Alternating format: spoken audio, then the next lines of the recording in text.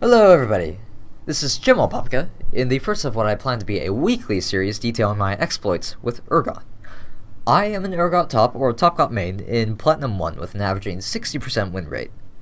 I've written a very long and detailed guide which will be added in the description.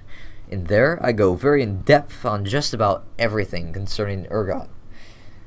If you have any further questions after reading the guide, and perhaps the AMA I did on Reddit, and you'd like to get in touch with me on a specific point, just leave a comment and I'll add a Q&A section to the guide. Now, people keep asking me, do you stream? And if not, can you make videos? Well, not until very recently. I've scrounged up some cash that I made from trading hats in Team Fortress 2 and built myself a gaming computer. I'm currently testing various software, so please bear with me. The upcoming videos are very likely to be of much higher quality. Now, I'm currently running a skin I recently picked up in a sale.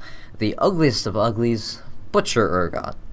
Touting a bib, face not even a mother could love, and a mechanism that fires chainsaws. I highly recommend it. In this game, I'm facing Lee Sin. This is a fairly tough matchup in which Lee should win most early game fights. By 20 minutes, however, Urgot will always have the advantage, even if he's 1,000 gold behind. So I almost always start with a Fairy Charm, 4 health potions and 4 mana potions.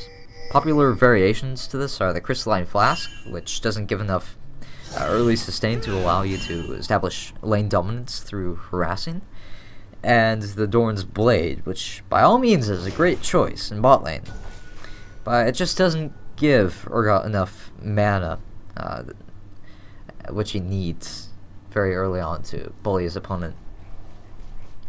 So in general, I'd like to take shield first against Lee, that's Terror Capacity, because this one started with a Dorn's Blade, I decided I'd just wear him down. So here I push the lane very early to counteract his early all-in, or even prevent it. And here I'm harassing by auto-attacking and then immediately firing an Acid Hunter right after. This can be done interchangeably, just try and cancel your next auto-attack with, or at least the auto-attack animation with Acid Hunter, or the other way around, because it saves a lot of time.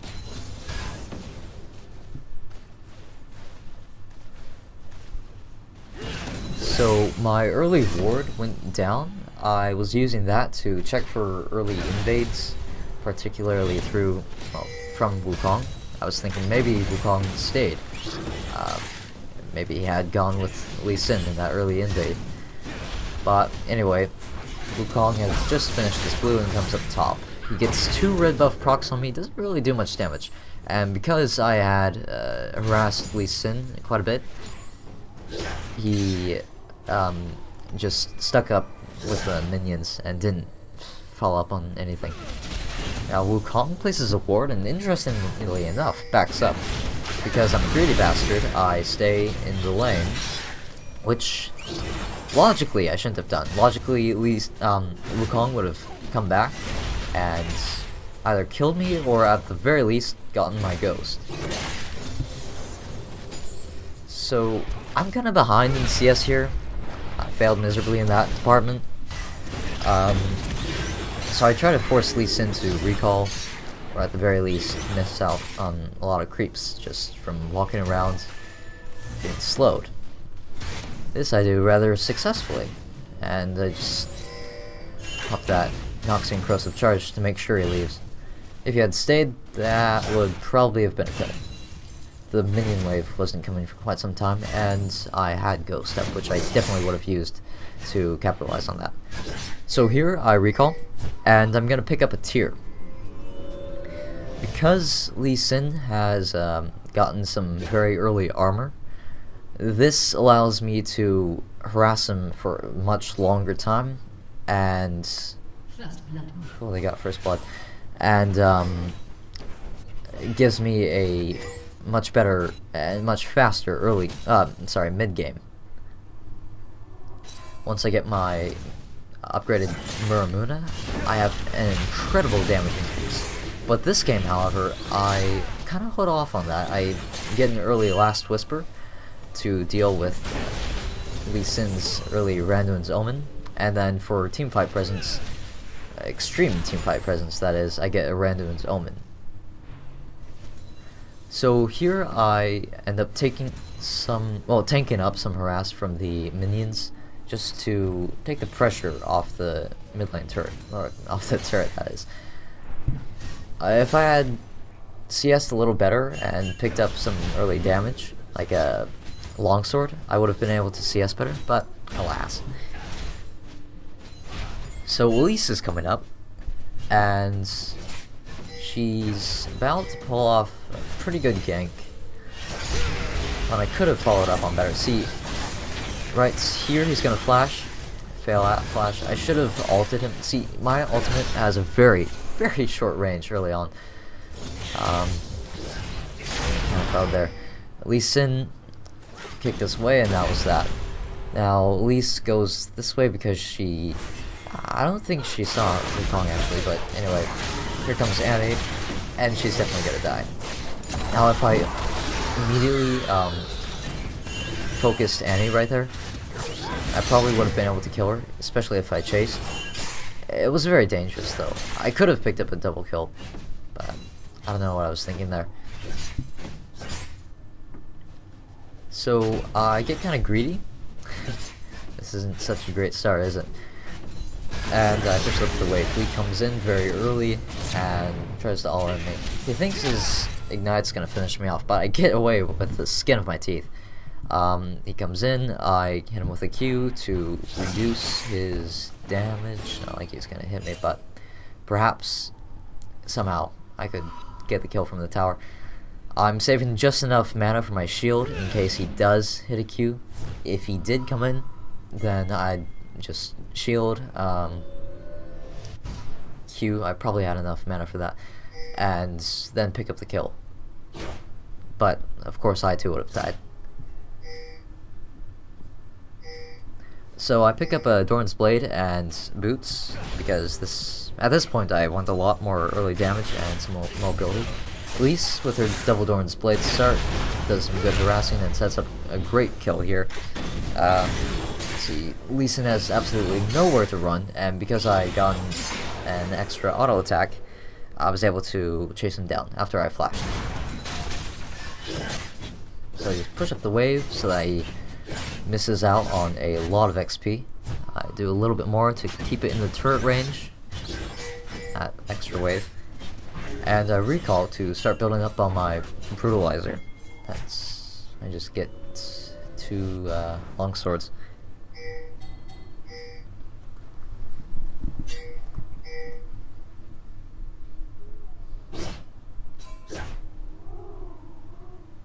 So at this point, I'm pretty far ahead of Lee Sin. I've got a great big wave over here, and that'll allow me to get back up in the CSing war. And I can just harass him. Now this is great. My team goes for the dragon, while Wukong goes top to perhaps dive me under the turret, apply some pressure, get me to recall, getting me very low so that Lee Sin can just dive and is very popular. But I pop my shield and nothing really happens.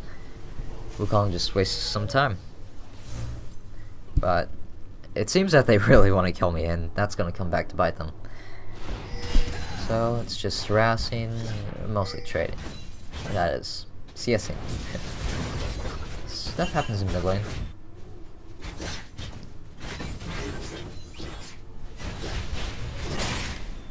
Lee Sin gets cocky.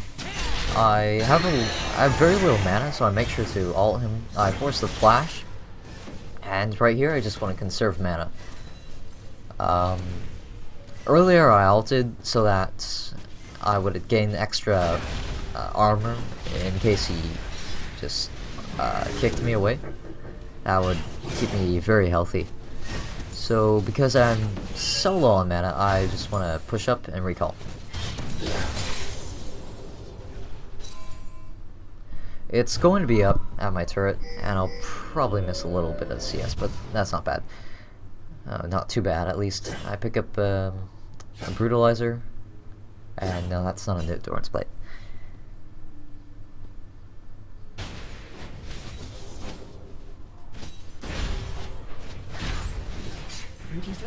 So far, I'm even in CS with Lee, pretty much. I missed a bit in this game, but even if I fall behind, as I said earlier, Urgot can always 1v1 Lee by 20 minutes, even if there is an item discrepancy. So I missed my Noxian Corrosive Charge and decided to ward in case Wukong decides to come up again, but he's in bot lane. Elise comes around again. This time, I believe. Ah yes, it's an easy kill. She pulls off a great cocoon, and I ult to secure the kill. He takes it, that's fine.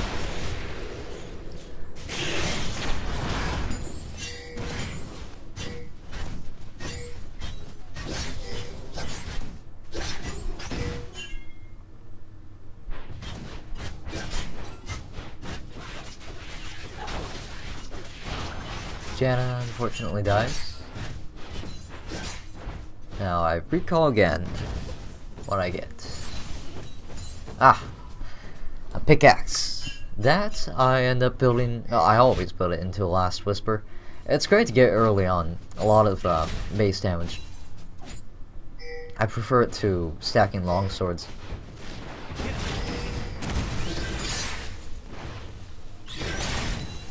Now, as you can see on the minimap, Wukong is heading up to top. I still have that ward up, which... or perhaps that was one placed by Elise. I don't know. Anyway, he pops his Deceive, I believe, and comes around. I see him. I know he's gonna dive. Blue team's turret has been destroyed. So they go for it. Coupled with the turret, my Acid Hunter, and auto attack damage, yeah. It's absolutely disgusting. I ult Wukong to keep him under the tower, and flash back into the tower after Lee Sin kicks me away so he can't follow and get away from it. And I get a double kill. With that same ward, I notice Annie coming around. With the help of a lot of pings from my teammates, I ghost and get away. She had flash, so if I hadn't ghosted, I probably would have been dead. My teammates jump in to push the lane and take out Annie, but they failed. So here I pick up Ionian boots for the CDR, bringing me up to 35%. 25% is the minimum required amount to fire 4 Acid Hunters, which will greatly increase my damage output.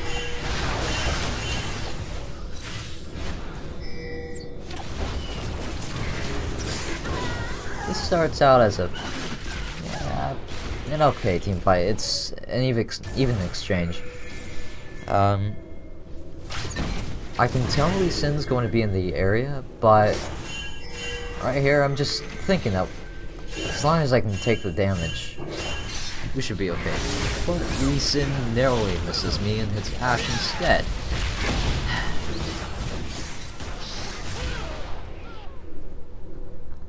I got off a lot of harass on Annie. I think she ends up recalling.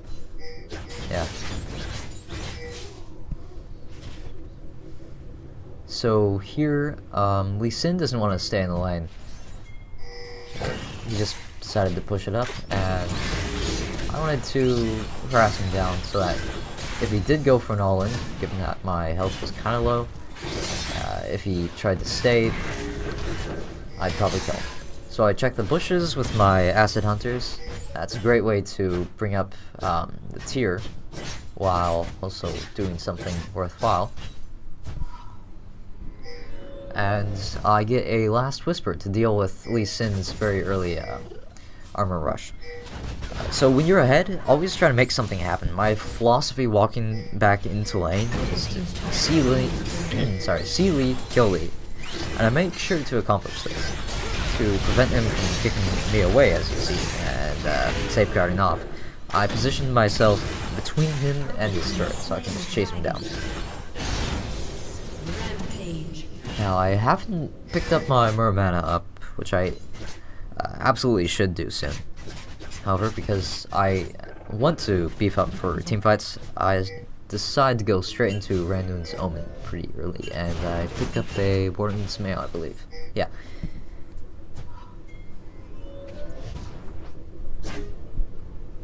Just walking into lane.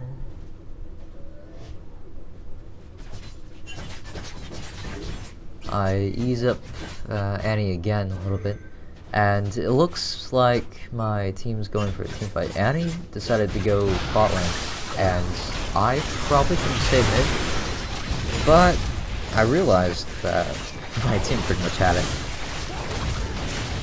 so I just split pushing top lane.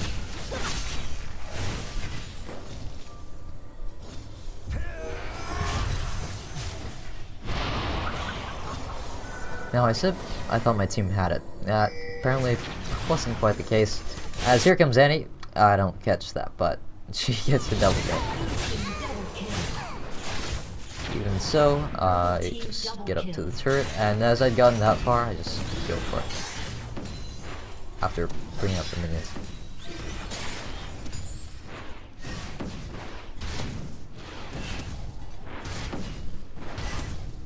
So here comes Lee Sin. He's finally gotten his Ravenous Hydra.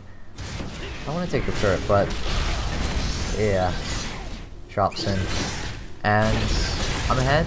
It's a fairly easy 1v1. He does make me miss one or two acid hunters, and he flashes away at the very end, but there's no escape from death. A second challenger approaches. You can probably tell, Wukong dies too. Jumps away.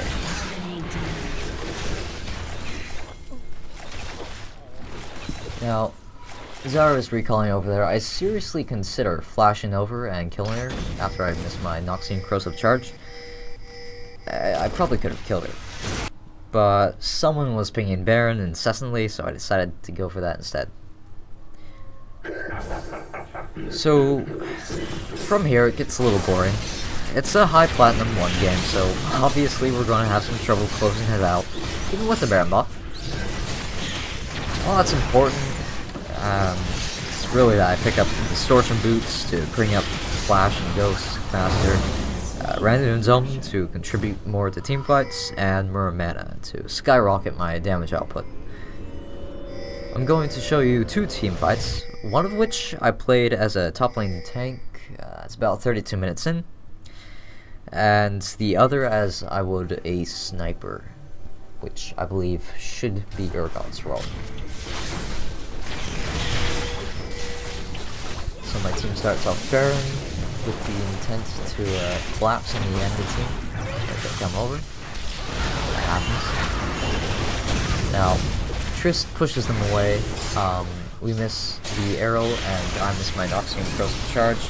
Had both of those hit, I probably would have survived, but oh well. I tank up most of the damage for the enemy team, as mine deals with the dive from Wukong. Unfortunately, I don't get off my Renewing Omen in time.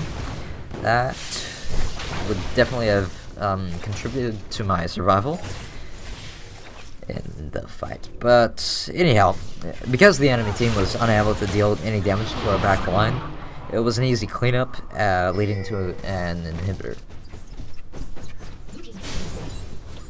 Now, leading up to this next fight, I go and clear top lane. I make sure not to waste too much mana on the minions. At least picks up a good dragon. Looks like Tristana, one of those minions.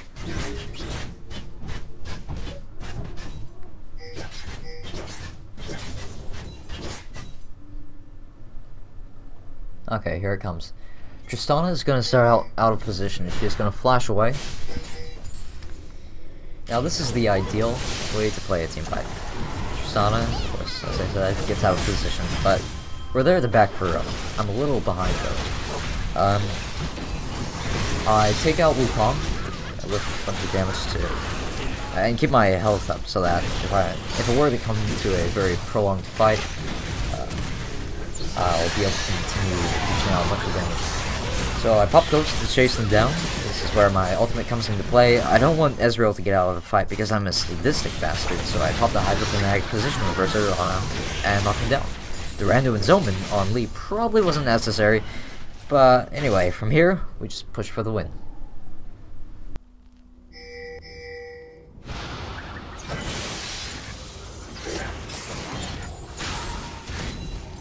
So that about wraps it up for now. Thank you for bearing with me on this video. I promise higher quality in the future.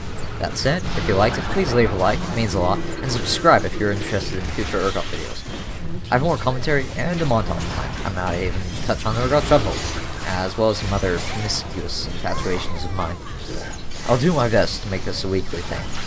Have a good one.